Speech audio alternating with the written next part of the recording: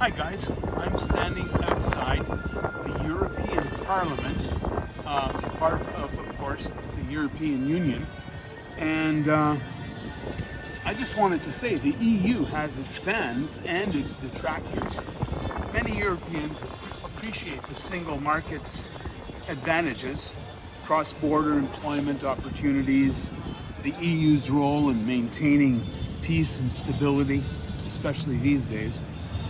But some object to the submission of their national will and to a pan-European vision.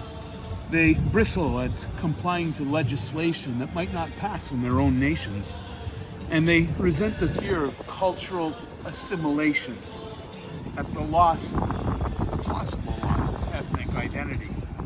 In short, the EU is a great metaphor for the challenges of ethical dilemmas in the cross-cultural interactions of global ministry. At times, this involves a real tension between Western notions of human rights and indigenous concerns for cultural rights.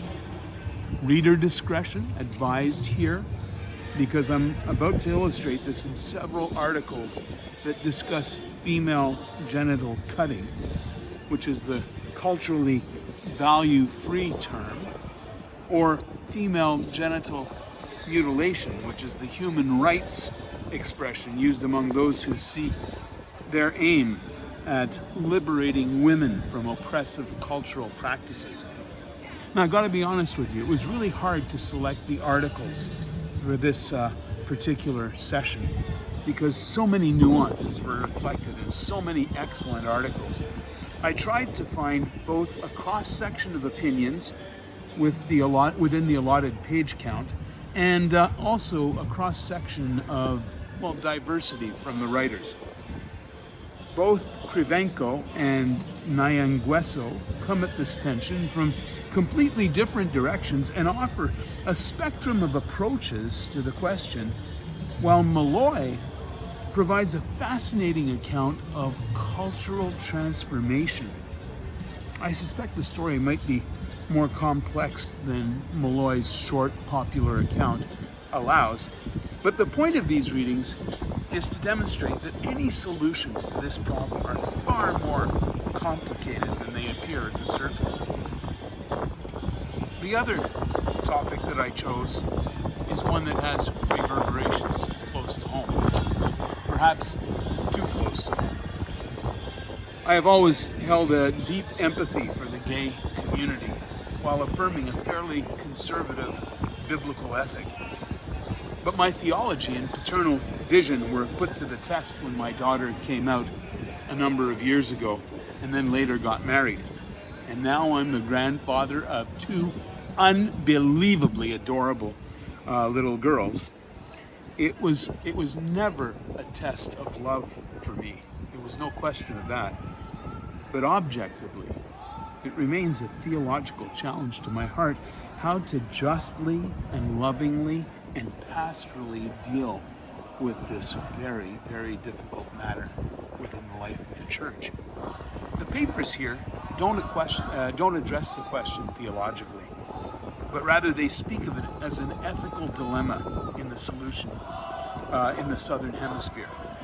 Interestingly, Fraley, a Baptist, seeks for the voice of the unheard in the Southern Hemisphere. He wants to catch those people that are not being normally caught.